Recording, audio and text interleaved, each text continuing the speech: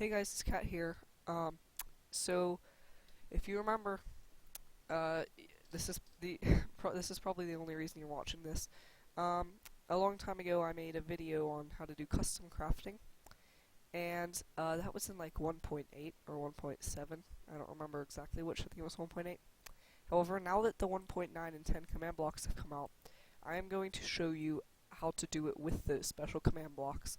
It takes up less space and it looks a lot better. So this is how you make two recipes. So to show you, an example recipe I made is a fire sword. In my old video, I also had the same thing. Just to prove that it works, if I go into game mode 2, it'll do the same thing. Now, you can use this to make special enchantment items and stuff like that, and you can also use it to make unobtainable items, like a saddle, that you can't craft normally. So if I were to go into game mode 1, I'm going to show you the disadvantage of the disadvantages of this. Sorry. So if I were to get blaze powder and try to craft a sword, first of all, I can't use a stack like that. Second of all, if I were to right-click to make it, it'll spit all of the rest of it out. It'll still give me my sword, however, it's annoying. Another disadvantage is that you can't simply use the same recipe in a different spot. For example, that. If you really wanted to, you could make a recipe for each spot you wanted people to be able to craft it. However, that's pretty tedious. So, whoops, now I'm going to show you how to make it.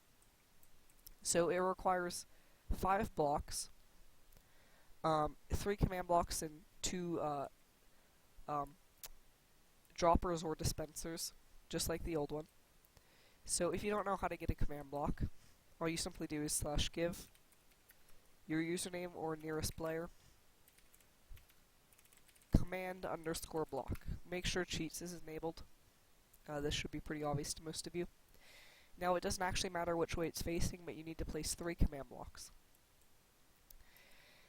Now, the next thing you're going to need is a dropper or a dispenser, obviously. Just to show you, you can also name it. So if I were to name this crafting table,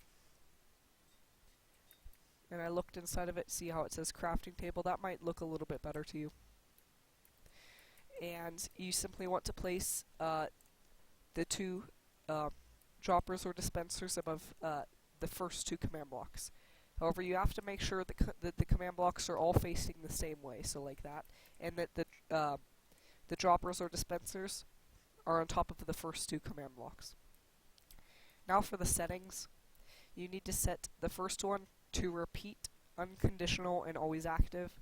Second one, chain, always active, and conditional.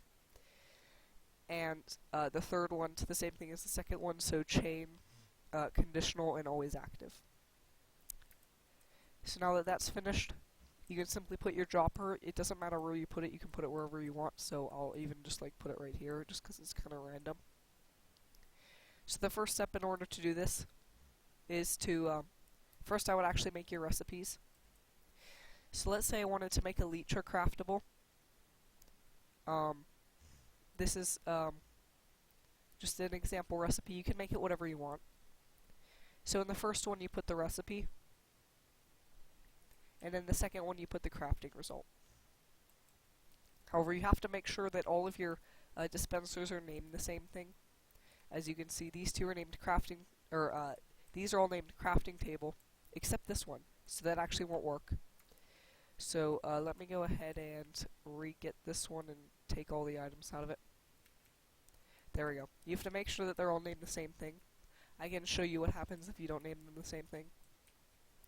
So now that we have our recipe and our crafting result, you put the recipe in the one above the repeating command block and the crafting result in the one above the chain command block. Make sure it's above the first chain command block. The next thing you need to do is you need to type in the repeating command block testforblocks,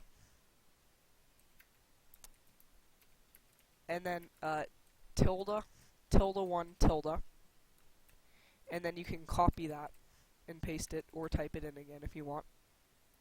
And then lastly, you put the coordinates of this. So if I press F3, as you can see, towards the bottom it says looking at 102. So instead of here, I would type in 102. So now if I hit done, you'll actually notice it says source and destination are not identical. However, if I were to put in this recipe,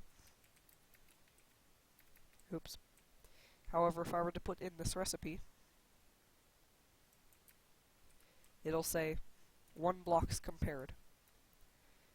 If it says that, then that means that the first part is working, because that means that this command block is now comparing this one with this one. Make sure that it's test4blocks and not block, because test4 block works a little bit differently. Then in the second command block, which should be your first chain command block, you want to put clone, the exact same thing that you put in the first one, where you have tilde, tilde 1, tilde, tilde, tilde 1, tilde. What that's actually saying is 1 block above it. And then lastly, you want to put the location, so let me see again, 102. So I simply put in 102. And now that that's finished, it will actually work. So if I put in this, as you can see, it'll get me out of the crafting table, and it'll give me the elytra.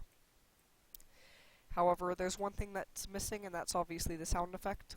I hope you can hear it. The way you get the sound effect is in this command block. You type in playsound. Next, you need to say the sound. It can technically be whatever sound you want. However, I think it sounds good with the anvil use. So for my sound, you type in block.anvil.use. Next, you type in, this is the category, so I'm going to type in block here. What that basically means is if I were to go to music and sounds, it will show the categories. So I want it to be a block, because it makes sense, because it's a block that's making this noise. And then lastly, second to last, you type in the player. For this, just do all players, because everybody who's near it will hear the sound. And lastly, the coordinates. I believe it was 102, is that right? Yeah. And now that this is finished, it will actually work. So if I were to go over here and do this, I hope you could hear that. It made the sound effect. Now, this version, obviously it's a lot cleaner than the other version in like 1.8. Another thing, you can actually put these wherever you want. So I could technically clone these, like copy this exact same format. I can put it in whatever direction I want, actually, and it can be wherever I want. So you could have like, if you wanted to make an adventure map, you could have a command block area. Put this in that command block area, and you can put your crafting table wherever you wanted, as long as you got the right coordinates. Now, one thing I did want to show you is if this was just a regular dropper. Now, as you can see, if I were to put in the recipe, it doesn't do anything. The reason why is because this says source and destination are not identical, and that's because this is actually not the same dropper as this, because it has a different name. So as long as you name your droppers the same, and you type the command blocks correctly, then it should work perfectly. That's it for this video. If you're having any problems, just comment. And yeah, that's it.